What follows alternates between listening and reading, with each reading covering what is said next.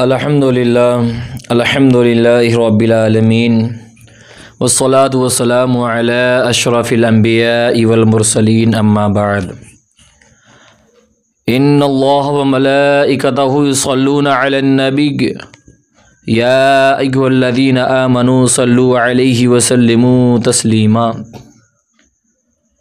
اللہ رب محمد صلی اللہ علیہ وسلم نحن عباد محمد صلی اللہ علیہ وسلم صلی اللہ تعالی علیہ وسلم۔ آج میں آپ سب کی خدمت میں ایک ایسی بیماری کا ذکر کروں گا جو اس وقت ہمارے معاشرے میں بہت تیزی کے ساتھ پھیل رہی ہے، جس بیماری کو آپ سبھی حضرات سود و بیاض کے نام سے جانتے ہیں۔ جدھر بھی جائیں آپ، اللہ نے اگر انہیں پیسہ دیا، ان کے پاس روپے ہیں، اب وہ سوچ رہے ہیں بغیر محنت کیے ہوئے مجھے ڈبل ہو جائیں۔ ہم بھول گئے کہ اللہ، اس کے رسول صلی اللہ علیہ وسلم نے جسے حرام کر دیا ہو، کہ وہ کرنے سے ہماری کمائی میں برکت ہو سکتی ہے، لیکن کچھ لوگ ایسے ہیں جن کی عقلوں کے اوپر پردے پڑ گئے، وہ یہ تجارت کر رہے ہیں، کاروبار کر رہے ہیں، اپنے بچوں کو ایسا لقمہ کھلا رہے ہیں جو گویا حرام طریقے سے کمایا گیا۔ بہت سے لوگوں کا یہ سوال رہتا ہے کہ ان کے بارے میں، ایسے لوگوں کے بارے میں کیا حکم ہے؟ تو میں قرآن پاک کی 2 آیت کریمہ پیش کروں گا، آپ بغور سماعت کریں، اچھا لگے تو اور لوگوں تک شیئر کریں۔ اللہ نے سورہ بقرہ آیت نمبر 275 فرمایا، الذین یأکلون الربا لا یقومون الا کما یقوم الذی یتخبطہ الشیطان من المس ذلک بانہم قالوا انما البیع مثل الربا واحل اللہ البیع وحرم الربا فمن جاءہ موعظۃ من ربہ فانتہی فلہ ما سلف وَأَمْرُهُ إِلَى اللَّهِ وَمَنْ عَادَ فَأُولَئِكَ أَصْحَابُ النَّارِ هُمْ فِيهَا خَالِدُونَ۔ اللہ نے فرمایا، جو لوگ سود کھاتے ہیں وہ قیامت کے دن نہ کھڑے ہوں گے مگر اس شخص کے کھڑے ہونے کی طرح جیسے آسیب نے چھو کر پاگل بنا دیا ہو۔ یعنی جو لوگ سود کھاتے ہیں وہ قیامت کے دن کیسے ہوں گے؟ وہ ایسے ہوں گے گویا کہ وہ پاگل ہیں۔ یہ سزا اس وجہ سے ہے کہ انہوں نے کہا کہ خرید و فروخت بھی تو سود ہی کی طرح ہے، حالانکہ اللہ نے خرید و فروخت کو حلال کیا اور سود کو حرام کیا۔ تو جس کے پاس اس کے رب کی طرف سے نصیحت آئی، پھر وہ باز آ گیا، تو اس کے لیے حلال ہے۔ وہ جو پہلے گزر چکا اس کا معاملہ اللہ کے سپرد ہے، اور جو دوبارہ ایسی حرکت کریں گے تو وہ دوزخی ہیں، وہ اس میں مدتوں رہیں گے۔ تو اللہ نے قرآن کریم میں فرمایا، یعنی سود کو حرام فرمانے میں بہت سی حکمتیں ہیں۔ زیادہ لمبا ویڈیو نہ ہو، بس اس لیے آپ سمجھ لیجئے، یہ سود یہ حرام قطعی ہے، اللہ نے اسے حرام قرار دیا ہے۔ اور مسلم شریف کے حدیث میں ہے کہ رسول کریم صلی اللہ علیہ وسلم نے سود دینے والے، سود لینے والے اور اس کے کاغذات تیار کرنے والے اور اس کے گواہوں پر لعنت فرمائی، اور فرمایا کہ وہ سب گناہ میں برابر ہیں۔ صرف لینے والا ہی نہیں، دینے والا بھی برابر کا گنہگار ہے، اور صرف دینے والا نہیں بلکہ کاغذ لکھنے والا، اس پر گواہ بننے والے سب برابر کے۔ لیکن افسوس اس دور میں دیکھا جائے لوگوں کے دلوں سے اللہ کا خوف ختم ہوتا ہوا نظر آ رہا ہے۔ وہ بھول گئے، بس ان کے ذہن میں یہ ہے کہ پڑوسی کا 2 منزلہ ہے تو ہمارا 5 منزلہ ہونا چاہیے۔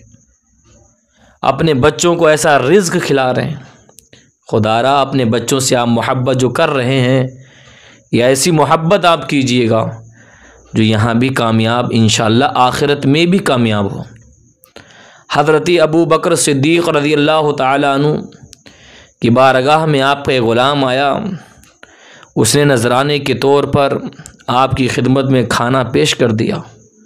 حضرت ابو بکر صدیق رضی اللہ تعالیٰ عنہ کو شدید بھوک کی وجہ سے آپ نے وہ کھانا تناول فرما لیا۔ پھر تھوڑی دیر میں اسی غلام نے عرض کی، حضور آج آپ نے نہیں مجھ سے پوچھا ہے کھانا کہاں سے لے کر آئے ہو؟ تو حضرت ابو بکر صدیق رضی اللہ تعالیٰ عنہ فرماتے ہیں، بتاؤ کہاں سے لے کر آئے؟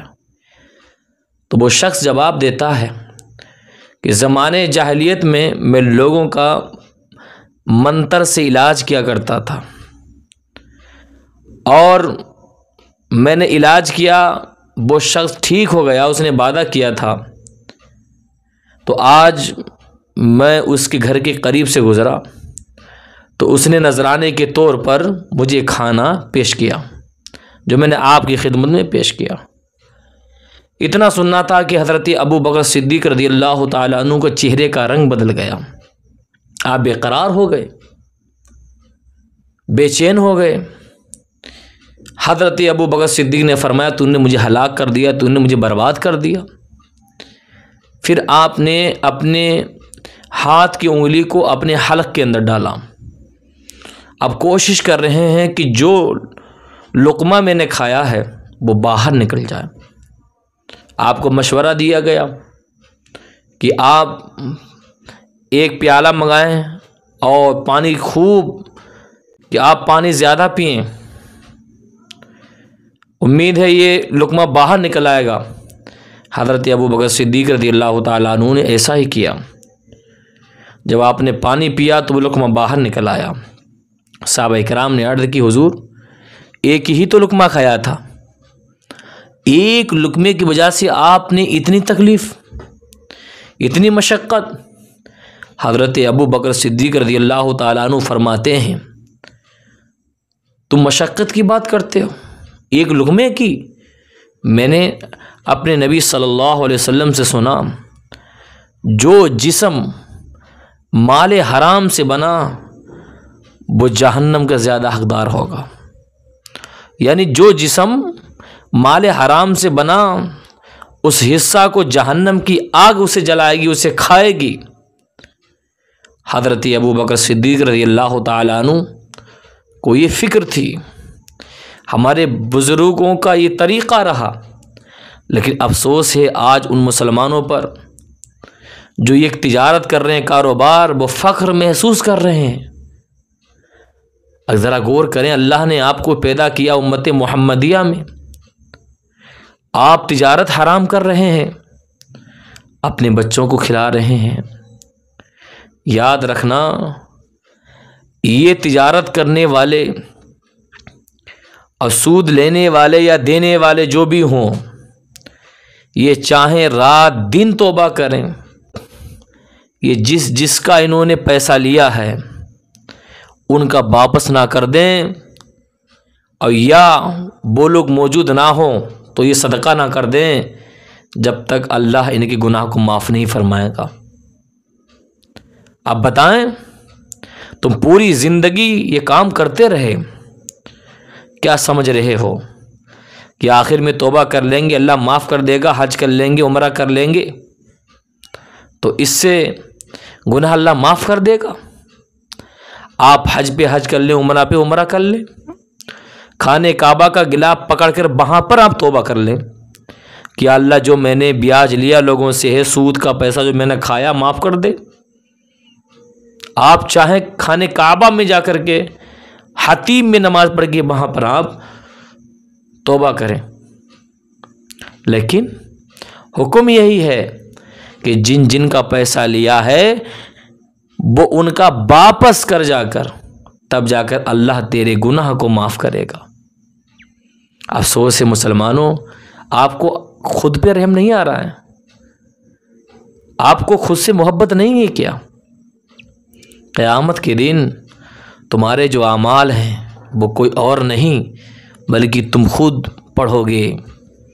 اللہ نے سورہ بنی اسرائیل میں فرمایا اقرأ کتابک، یعنی تمہارے ہاتھ میں تمہارے اعمال نامے دیے جائیں گے، فرمایا اقرأ کتابک، تو اپنی کتاب خود پڑھ۔ اب بتائیے آپ نے پوری زندگی دنیا میں کیا کیا، کس کا حق کھایا، کس کا گلا آپ نے دبایا، یہ سب آپ کو بیان خود کرنا ہوگا۔ تو خدا را میں تو کہتا ہوں آپ خود پہ رحم کر لیں، ایسی تجارت نہ کریں۔ بہت سے شریف لوگ نمازی بھی ہیں، حاجی بھی ہیں، ایسے لوگوں کو دیکھا گیا کہ وہ اس گناہ میں ملوث ہیں، انہیں مزہ آ رہا ہے، سمجھتے ہیں اس سے اچھی کوئی تجارت ہی نہیں ہے۔ ایسی تجارت کا کیا لوگے، ایسی تجارت کا کیا فائدہ جس میں اللہ کی ناراضگی ہو، اس کے رسول کی ناراضگی ہو۔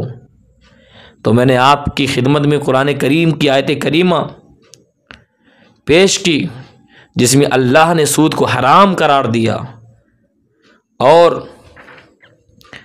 دوسری آیت کریمہ میں ایسے لوگوں کے لیے، کون جو سود کا کاروبار کرتے ہیں، ان کے لیے اللہ نے کیا فرمایا؟ فَإِن لَّمْ تَفْعَلُوا فَأْذَنُوا بِحَرْبٍ مِّنَ اللَّهِ وَرَسُولِهِ وَإِن تُبْتُمْ فَلَكُمْ رُءُوسُ أَمْوَالِكُمْ لَا تَظْلِمُونَ وَلَا تُظْلَمُونَ۔ پھر اگر تم ایسا نہیں کرو گے تو اللہ اور اللہ کے رسول کی طرف سے لڑائی کا یقین کر لو، اگر تم توبہ کرو تو تمہارے لیے اپنا اصل مال لینا جائز ہے، نہ تم کسی کو نقصان پہنچاؤ نہ تمہیں نقصان ہو۔ فَأَذَنُوا بِحَرْبٍ مِّنَ اللَّهِ وَرَسُولِهِ، تو اللہ اور اللہ کے رسول کی طرف سے لڑائی کا یقین کر لو۔ سود کی حرمت کا حکم نازل ہو چکا، اس کے بعد بھی جو سودی لین دین جاری رکھے گا وہ اللہ تعالیٰ اس کے رسول صلی اللہ علیہ وسلم سے جنگ کا یقین کر لے۔ یہ شدید ترین وعید ہے۔ کس کی مجال کہ اللہ اس کے رسول سے لڑائی کا تصور بھی کرے؟ لیکن آج کل کے نام نہاد مسلمان دانشوروں کا حال یہ ہے کہ وہ توبہ کے بجائے آگے سے خود اللہ تعالیٰ کو اعلان جنگ کر رہے ہیں۔ اور سود کی اہمیت بضرورت پر کتابیں بہت لکھی گئی ہیں، خیال ہے 2 گناہوں پر اعلان جنگ دیا گیا ہے۔ 2 گناہوں پر، 2 گناہ ایسے ہیں جو اگر بندہ کرتا ہے تو اللہ اعلان جنگ فرماتا ہے۔ نمبر 1، اللہ تعالیٰ کے ولی سے عداوت رکھنے پر، جیسا کہ بخاری شریف میں حضرت ابو ہریرہ رضی اللہ تعالیٰ عنہ سے مروی ہے کہ تاجدار رسالت صلی اللہ علیہ وسلم نے فرمایا، اللہ تعالیٰ ارشاد فرماتا ہے جو میرے کسی ولی سے عداوت رکھے تو میں نے اس سے جنگ کا اعلان کر دیا۔ غور و فکر کریں، اللہ کے ولی کے شان میں جو گستاخی کرے اللہ اسے اعلان جنگ فرماتا ہے۔ اور نمبر 2، وہ شخص جو سود کا کاروبار کرتا ہے، جو سود کھاتا ہے، لیتا ہے، تو اللہ تبارک و تعالیٰ ایسے شخص سے اعلان جنگ فرماتا ہے۔ اللہ نے اس آیت کریمہ کے اندر فرمایا، ذرا ہوش کے ناخن لو مسلمانوں، آج جو تم ہر جگہ ذلیل رسوا ہو رہے ہو اس کی وجہ یہی ہے کہ تم نے مسلمانوں کے گلوں کو دبایا ہے، مسلمانوں کی جو ساتھ تم نے جو ظلم و ستم کے پہاڑ توڑے ہیں۔ تو اسی لیے اللہ سے اعلان جنگ نہ کرو۔ میں ان تمام بھولے بھالے سنیوں سے گزارش کروں گا، ایسے لوگ اگر آپ کو نظر آئیں جو سود کا کاروبار کر رہے ہیں تو ایسے لوگوں سے بچ کے رہیں، اس لیے کہ اللہ اعلان جنگ فرما رہا ہے، کوئی اور نہیں۔ اور جب اللہ اعلان جنگ فرمائے تو اسے کوئی نہیں بچا سکتا۔ تو اللہ تعالی ہمیں آپ کو عمل کی توفیق عطا فرمائے۔ تو آپ جائز تجارت کریں، اللہ اس میں برکتیں عطا فرما دے گا۔ ارے بھائی، جس اولاد کے لیے آپ یہ کر رہے ہیں، اگر اس لقمہ سے آپ کے بیٹے کا یا آپ کا جسم کا گوشت ہی بڑھ گیا یا ہڈی بڑھ گئی تو جانتے ہیں حضور کی حدیث سے پاک آپ صلی اللہ علیہ وسلم نے فرمایا جو جسم مال حرام سے بنا ہے وہ جہنم کے زیادہ حقدار ہے۔ ابو بکر صدیق وہ ہیں جنہیں سرکار نے دنیا میں فرما دیا تھا کہ ابو بکر تم جنتی ہو، افضل البشر بعد الانبیاء بالتحقیق، حضرت ابو بکر صدیق رضی اللہ تعالیٰ عنہ ہے۔ لیکن آپ کا طریقہ یہ ہے کہ ایک لقمہ کھایا آپ کو پتہ چلا، آپ نے اتنی مشقت اٹھائی، اپنی انگلیاں حلق کے اندر داخل کی، صرف اس لیے لقمہ نکل آئے باہر۔ افسوس ہے مسلمانوں، آج تم اپنی اولاد سے محبت کرتے ہو، کل یہی اولاد اگر تمہارے حرام لقمے سے اگر اس اولاد کا گوشت یا خون یا ہڈی بڑھی تو اسے جہنم کی آگ جلائے گی، آپ کیسے برداشت کریں گے؟ تو خدا را خود پر رحم کریں اور اپنی اولاد پر رحم کریں، اور آپ صلی اللہ علیہ وسلم نے جو فرمایا اس پر عمل کریں اور جائز کمائی کریں، انشاءاللہ اس میں اللہ اتنی برکت عطا فرمائے گا آپ کی کئی نسلیں کھائیں گی۔ اللہ تعالی ہمیں آپ کو عمل کی توفیق عطا فرمائے۔ جن حضرات نے ابھی تک ہمارے یوٹیوب چینل کو سبسکرائب نہیں کیا وہ سبسکرائب کر دیں، مجھے دعاؤں میں یاد رکھیں۔ السلام علیکم ورحمۃ اللہ وبرکاتہ۔